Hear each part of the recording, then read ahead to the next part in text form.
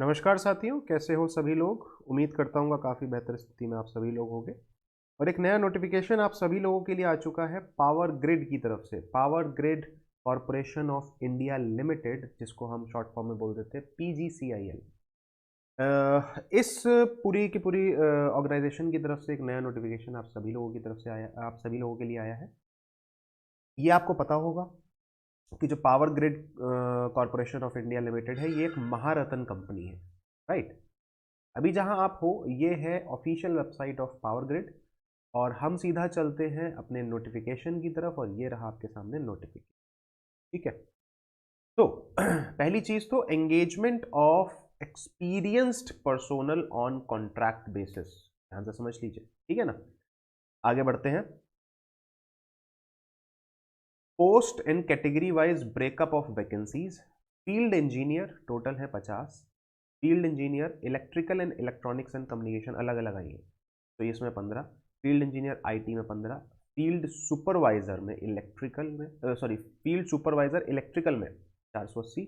Field supervisor electronics and communication में 240। And फिर IT में भी होगी, हाँ। फील्ड इंजीनियर इलेक्ट्रिकल, अच्छा ये तो आपके वो आ गया PWD। तो ये कुछ वैकेंसीज आई हैं। आपको ध्यान थोड़ा सा रखना है पोस्ट की आईडी, ठीक है ना, क्योंकि इस आईडी के बेसिस पे आगे चल के काफी बातचीत होने वाली है। तो टोटल वैकेंसीज आपके पास कितनी हो गई? 600 और 720। 720 के साथ 720 एंड 750, 800 वैकेंसीज टोटल हो गई, ठीक है ना। तो टोटल 800 वैकेंसीज आई हैं। अलग अलग कैटेगरीज में अलग अलग वैकेंसीज आपको दिखाई दे रही हैं। आगे बढ़े, ठीक है। आगे जब हम बढ़े तो हमें पता चला कि अपर एज लिमिट क्या है। तो अपर एज लिमिट है 29 years age on 11th of December 2022। तो आपको ध्यान रखना है कि आप इस डेट से पहले पैदा ना हुए हो और इस डेट के बाद पैदा ना हुए हो। इन डेट्स के बीच में अगर आपका जन्म हुआ है तो फिर आप अप्लाई कर सकते हो for this notification, for this job. Third most important thing is कि अब यहाँ पे जॉब के स्पेसिफिकेशन की बात आ गई है कि थोड़ा सा हम स्पेसिफाई करेंगे कि जॉब में आपको करना क्या क्या होगा, या फिर क्या क्या चीज़ों की डिमांड होगी। तो यहाँ पे देखो पोस्ट आईडी आ गई ना। तो इस चीज के लिए मैंने आपको बोला था कि पोस्ट आईडी का थोड़ा सा रोल होगा। फील्ड इंजीनियर इलेक्ट्रिकल में एसेंशियल क्वालिफिकेशन क्या है? बीटेक या बीई बीएससी इंजीनियरिंग में, और वो भी कौन से डिसिप्लिन में? इलेक्ट्रिकल डिसिप्लिन में, ठीक है ना। अच्छा, साथ साथ डिसिप्लिन आपके हैं वो और भी उन्होंने थोड़ा सा वाइड कर दिए कि अगर इलेक्ट्रिकल में भी आपका इलेक्ट्रिकल पावर में है, इलेक्ट्रिकल एंड इलेक्ट्रॉनिक्स में पावर सिस्टम इंजीनियरिंग है, तो वो भी आपका एक्सेप्टेबल होगा। फील्ड एक्सपीरियंस में should have 1 year post qualification experience of design engineering construction testing and commissioning, ठीक है ना। तो ये सारी चीजें आप एक बार देख सकते हो। 1 साल का एक्सपीरियंस आपसे मांगा है। ईसी ब्रांच में बीटेक ईसी में होना चाहिए, 1 साल का एक्सपीरियंस होना है, ठीक है ना। आप शॉर्ट में बताएंगे, पहले वाले को एक्सप्लेन कर दिया, अब थोड़ा शॉर्ट में रखिए। अच्छा, फील्ड इंजीनियर आईटी में आईटी से बीटेक होना चाहिए, कंप्यूटर साइंस से भी चलेगा, एंड देन फिर 1 साल का, ठीक है। फील्ड सुपरवाइजर में इलेक्ट्रिकल डिप्लोमा यहाँ पे चाहिए। फील्ड सुपरवाइजर के लिए diploma is the minimum qualification. तो डिप्लोमा अगर आपके पास में है, फुल टाइम डिप्लोमा, तो आपको एक्सेप्ट कर लिया जाएगा। विद और विदाउट डिप्लोमा इज नॉट, अच्छा, higher technical qualification like BTech BE MTech ME with और without diploma is not allowed. अच्छा अच्छा अच्छा। तो यहाँ पे क्या है कि अगर आपके पास में higher technical qualification like BTech या बीई है, या फिर एमटेक है या एमई है, विद हो या विदाउट हो डिप्लोमा, तो वो एक्सेप्टेबल नहीं है ना। तो डिप्लोमा होना जरूरी है। अच्छा, एक्सपीरियंस की बात करें तो यहाँ पे भी 1 साल का एक्सपीरियंस चाहिए। Same goes for EC branch, field supervisor diploma in EC, है ना, और 1 साल का क्वालिफिकेशन, सॉरी एक्सपीरियंस। तो ये सारी कुछ चीज़ें थी। अब अगर बात कर ले हम कंपनसेशन बेनिफिट्स में, तो कंपनसेशन बेनिफिट्स की बात करें तो for the post ID of 208, 209 and 210, इन 3 पोस्ट आईडीज के लिए जो कंपनसेशन बेनिफिट्स हैं वो क्या है आपके? पर मंथ आपका 30,000 से लेकर 1,20,000 रुपए तक का एक बेस पे इन्होंने बताया, ठीक है। तो ये contract personals will be paid monthly remuneration of in a pay band of 30,000 to 1,20,000 with initial basic pay of 30,000 plus industrial DA plus HRA plus perks। तो एक्स्ट्रा आपको इंडस्ट्रियल डीए मतलब डीआरएनएस अलाउंस, एचआरए मतलब housing and rent allowance, and then फिर perks. तो perks at the rate maximum 35% of the base pay. अच्छा, इन दोनों का अगर हम 35% निकालें तो कितना आएगा, लगभग लगभग आ जाएगा 10,500। तो 10,500 के तो पर्क्स हो गए, एंड देन फिर एचआरए डीआरए, तो काफी अच्छी सैलरी आपकी बन सकती है 45 to 50,000 के नियर अराउंड। ठीक है, आगे बढ़े। ठीक है, फॉर द पोस्ट ऑफ 211 212 यहाँ पे क्या है, 23,000 से लेके 1,05,000 तक। तो 23,000 का आपका रहेगा बेसिक पे, इसका 35,000 कितना हो जाएगा, तो लगभग लगभग ये कितना हो गया, अगर हम बात करें तो 23 तिया कितना होता है आपका 69, एंड देन फिर 23 5 का कितना होता है 1150। तो 69 70 71 मतलब लगभग आपका 7,000 से लेके 7200 एक्स्ट्रा, 7200 इसमें एक्स्ट्रा कर देंगे तो 30,000 हो गया, 30,000 35,000। तो लगभग आपका यहाँ पे भी 32 से 35,000 रुपए तक की सैलरी यहाँ पे भी बनेगी, तो काफी अच्छी सैलरी यहाँ पे भी। ठीक है, अदर बेनिफिट्स, तो HRA will be paid as per HRA rules of Power Grid, तो एचआरए भी आपको मिलेगा साथ साथ। ठीक है, contract personnels will be entitled with reimbursement of official mobile charges rental as per extent policies. ये देखो कितनी अच्छी चीज है कि मोबाइल चार्जेस भी दिए जाएंगे, उसका रीएम्बर्स कराया जाएगा उसमें, और रेंटल्स। ठीक है, contract personnels will be covered with EPF, ये बहुत अच्छी चीज है, मतलब एम्प्लॉय प्रोविडेंट फंड आपको मिल रहा है, ईपीएस एमपी एक्ट 1952। ठीक है ठीक है ठीक है ठीक है। तो यहाँ पे आपका ईपीएफ कटेगा, मतलब प्रोविडेंट फंड कटेगा, तो ये एक अच्छी चीज है। वो स्टार्टिंग में पता नहीं चलता, बट जब कलेक्टिवली एंड में हमें वापस मिलता है तो काफी अच्छा हैंडसम अमाउंट मिलता है एक बार में, तो वो काफी बेनिफिशियल हो जाता है। Contract personals will be entitled to 12 days casual leaves, 10 days sick leaves, 30 days earned leaves in a year. Very good. तो कब लगभग लगभग 50 से 52 वैकेंसी लीव्स आपको मिल रही हैं, 52 हफ्ते होते हैं और 52 छुट्टियां भी मिल रही हैं, काफी अच्छा एक ऑप्शन है।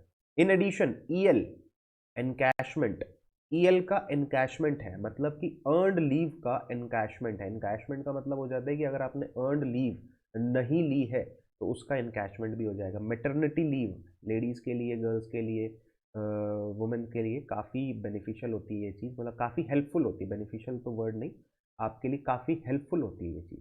तो it's like a very kind gesture from the company. Maternity leave मिल रही है। Quarantine leave, EOL special casual leaves as per the leave rules shall be admissible. No other leaves encashment is admissible including SAL OH special disability leave. ठीक है, तो काफ़ी benefits है आपको, काफ़ी मतलब एक कहते हैं ना रिस्पेक्ट मिल रही है कंपनी में। और बाकी यार देखो, महारत्न है, पावर ग्रिड, पावर ग्रिड तो अपने आप में नाम एक बहुत अच्छा ब्रांड है, राइट, तो उसके लिए तो कोई भी डाउट सेकंड थॉट होने ही नहीं चाहिए।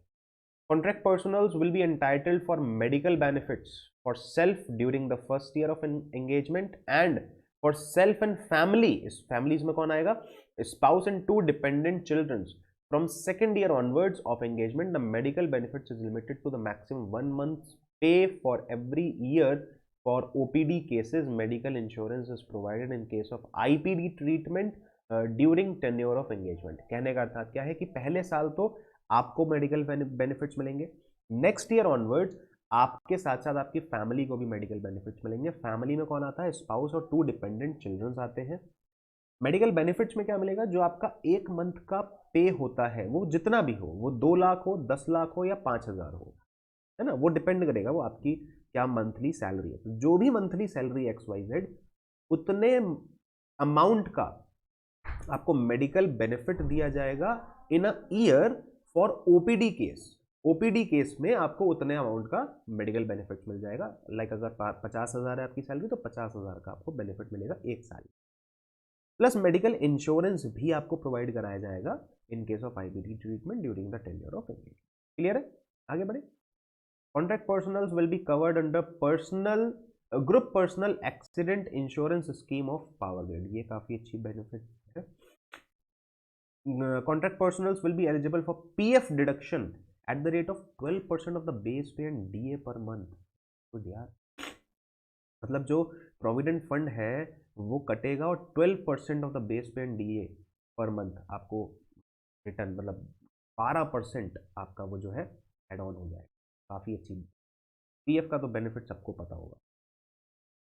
12% sorry, contract personals will not be eligible for any allowances, benefits, PRF incentives other than those mentioned above। तो इतने सारे हैं, यही बहुत है ना। ठीक है, रिलैक्सेशन एंड कंसेशन, तो वो आपको सबको पता होगा कि रिलैक्सेशन वगैरह क्या होते हैं। रिजर्वेशन SC ST OBC उन सब के लिए एज पर द गाइडलाइंस वो सारे मिलेंगे आप, ठीक है ना।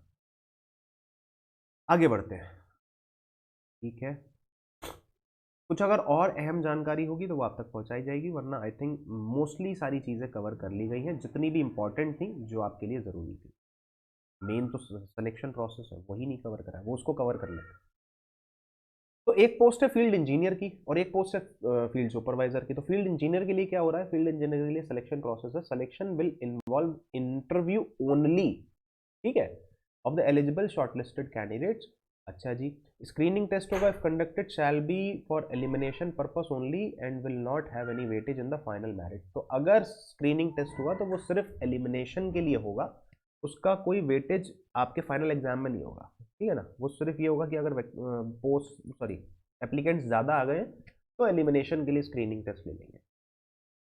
Scheme of test would be as following. The test would be of 1 hour duration, section and number of questions, technical knowledge test and aptitude test। 50 question 25 question, ठीक है।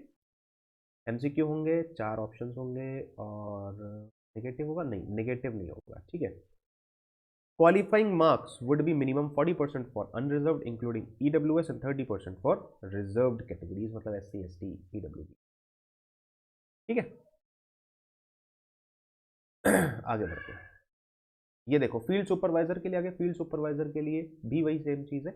Selection shall be made on the basis of the scrutiny of applications, eligible criteria and desired experience profile and screening test of the candidates found eligible after scrutiny. तो सबसे पहले scrutiny होगी, eligible candidates को choose किया जाएगा, then फिर उसका screening test होगा, स्क्रीनिंग टेस्ट के बाद में फिर आपका सिलेक्शन हो जाएगा, ठीक है। तो स्क्रीनिंग टेस्ट में वही technical knowledge test and aptitude test है, 50 एंड 25 क्वेश्चन है, MCQ बेस्ड है, 4 ऑप्शंस होंगे, नो नेगेटिव मार्क्स, क्लियर है। एप्लीकेशन फीस फील्ड इंजीनियर के लिए 400 रुपये और फील्ड सुपरवाइजर के लिए 300 रुपये है, नॉन रिफंडेबल फीस है, ओके। और हाउ टू अप्लाई, तो आपको इस वेबसाइट पर जाना है www.powergrid.in, जो कि ये है, इसका लिंक आपको डिस्क्रिप्शन बॉक्स पे दे दिया गया है, ठीक है। डेट्स की बात कर लेते हैं, तो डेट्स आपके पास कौन कौन सी हैं, आई थिंक एंड में होंगी डेट्स। ये ओपनिंग डेट 21 नवंबर है, अभी आपके पास में टाइम है। 21 नवंबर को आपके ऑनलाइन फॉर्म के रजिस्ट्रेशन से स्टार्ट हो जाएंगे और क्लोजिंग डेट है आपकी 11th ऑफ दिसंबर। कट ऑफ डेट है आपकी 11th ऑफ दिसंबर, मतलब कोई भी अगर आपको जैसे अपर एज लिमिट है या पोस्ट क्वालिफिकेशन एक्सपीरियंस है तो वो इस डेट के अकॉर्डिंग काउंट होगा, ठीक है। डेट ऑफ इंटरव्यू और screening test will be notified separately on the website, तो वो आपको बता दिया जाएगा वेबसाइट के थ्रू। तो ये रहा आपका complete notification for of the power grid corporation of India limited, जहां पे 800 वैकेंसीज आई हैं अंडर डिफरेंट डिसिप्लिन। तो जितने भी लोग इस पूरी कंप्लीट प्रोफाइल के लिए एलिजिबल हैं, प्लीज़ आप जाके इस पूरे के पूरे नोटिफिकेशन को एक बार फिर से विजिट करें और तुरंत जाके मतलब इसके लिए डिसीजन बनाएं, तैयारी शुरू कर दें, और जब भी नोटिफिकेशन की रजिस्ट्रेशन से स्टार्ट हो जाए तो प्लीज़ जाके एक बार फटाफट से इस नोटिफिकेशन को मतलब फॉर्म को फिल कर दें, ठीक है। बाकी अगर कोई और जानकारी चाहिए इस फॉर्म से रिलेटेड, इस नोटिफिकेशन से रिलेटेड, तो आप मुझे कमेंट सेक्शन में कमेंट कर दीजिएगा, मैं आपको वहाँ पे उस डाउट के बारे में बताने की कोशिश करूँगा। और अगर वीडियो पसंद आया तो प्लीज़ यार वीडियो को लाइक और शेयर ज़रूर कर देना। चैनल पे अगर पहली बार आए हो तो प्लीज़ यार चैनल को सब्सक्राइब ज़रूर कर लो, बिकॉज आप लोगों के सपोर्ट से ही हम आगे बढ़ पा रहे हैं। तो your support is very like बहुत ही ज़्यादा इंपॉर्टेंट है, आप सभी लोगों का support us and share the channel, share the video, share the session, like the session and subscribe the channel also. Bye bye, take care, ख्याल रखिएगा, पढ़ाई करते रहिए, सेहत का ख्याल रखिए, खुश रहिए, आबाद रहिए।